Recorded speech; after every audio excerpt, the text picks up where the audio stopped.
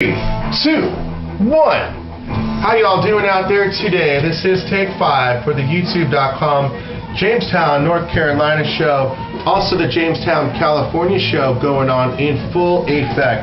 So I want to talk about real quick something that's kind of bothering me here. You know, like the dairy farmers and the dairy farmers.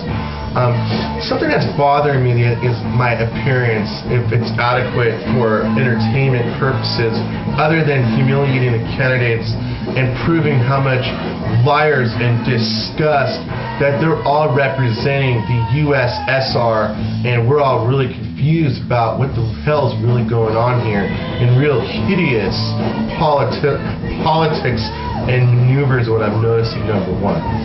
Number two, we're going to be talking about the mortgage industry and how Mrs. Clinton's planning to give $40 billion in a bailout to people who are in crisis.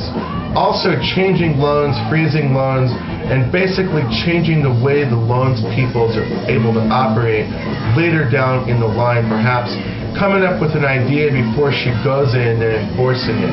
Number one is a very important factor. The real estate market's a lot worse than everyone really thinks.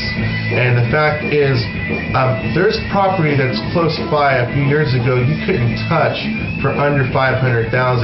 Now at $375, sitting for about 6 months, no one's even going into property. No one's bought the property. I think if I had the money, I would buy some property, but I really don't have the money. I don't qualify right now, and the market's just a complete fucking nightmare because you've all ruined the stock market and all the money's overseas for the war effort, when democracy is the reason why we're down there longer than we really should be, and then the government unable to make the benchmarks.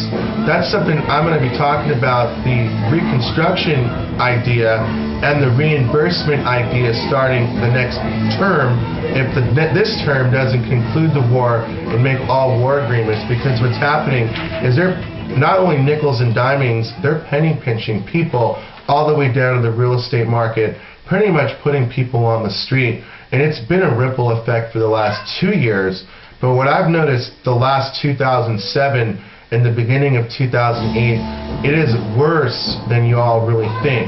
And proving that the markets in Wall Street have been really bad, and the reason is because people don't have the cash to invest in stocks when they want to, but they're unable to, number one. Number two, the stock markets have so many corruptions in some of the lending industries.